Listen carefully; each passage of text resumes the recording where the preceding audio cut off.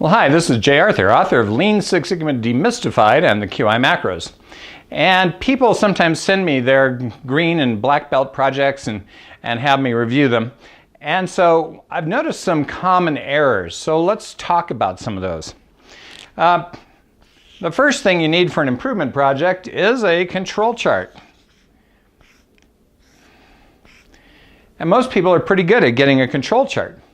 And so this seems to do pretty good, right? So we get a measure of our performance over time. Let's see if it's in statistical process control. You know, are there any outliers? Sometimes they do or do not do special cause analysis on out of spec things, because normally you want a standard process before you can actually make an improvement. But then sometimes people do a Pareto chart.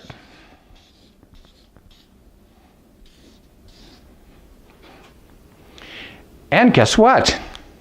Oddly enough, if this is a measure of some sort of defects or errors, sometimes the Pareto chart has nothing to do with segmenting this, right? So we would expect this to be something, but sometimes it's something totally irrelevant. Yeah, you used a Pareto chart, but it didn't have anything to do with this thing. Does that make sense? No, it doesn't. All right, so this should be a breakdown of all of these things into defects. Right, so here's our big bar and our little bars and so on. Now, sometimes people stop right here and they build a fishbone diagram.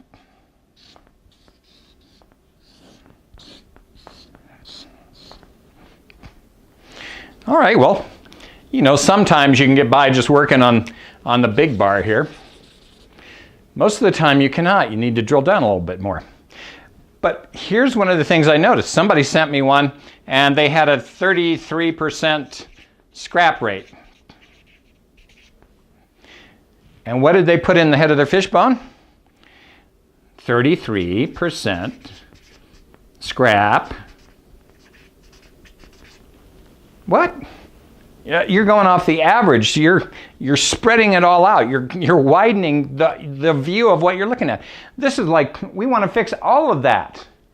No, that's why you invented the Pareto chart, right? So, you know, it should be something having to do with the big bar of the Pareto.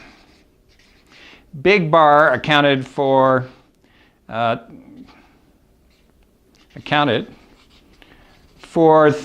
30, you know, maybe this was 64% of scrap,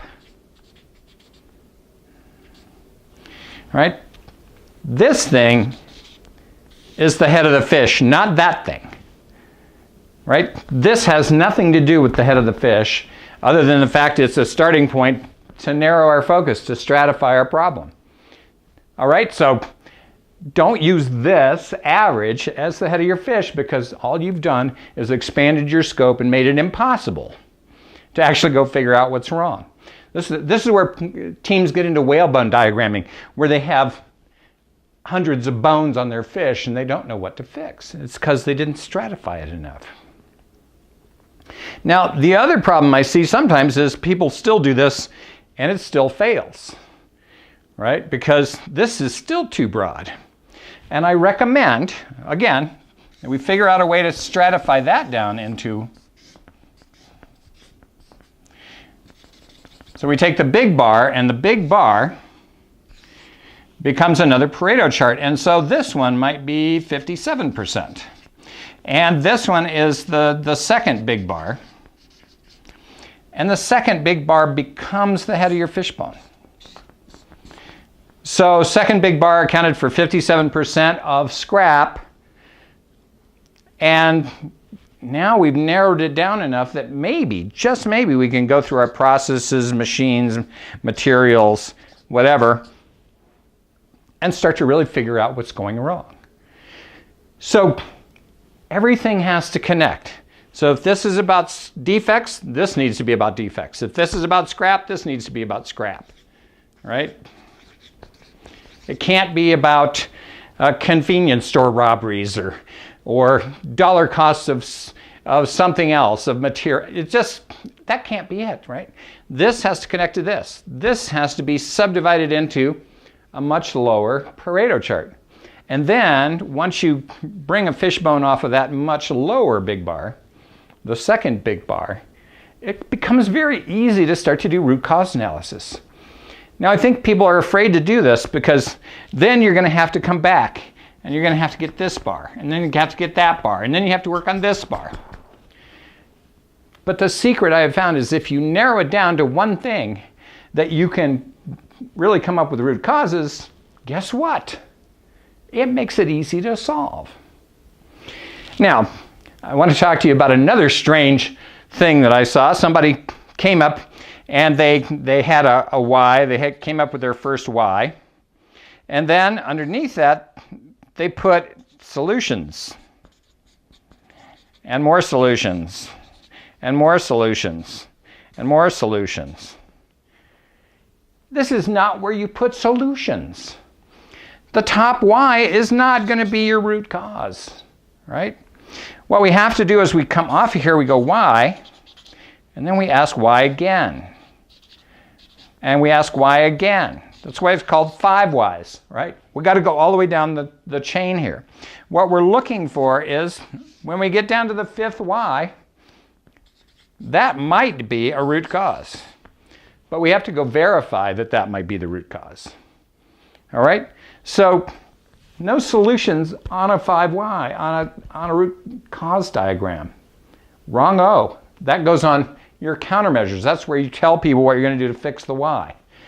And the top thing on your Y chain is not the root cause. It has to be the bottom Y on your chain. Oh my gosh, you know, it's like, this is not hard, people, but people go out of their way to overcomplicate it or not understand the process, all right?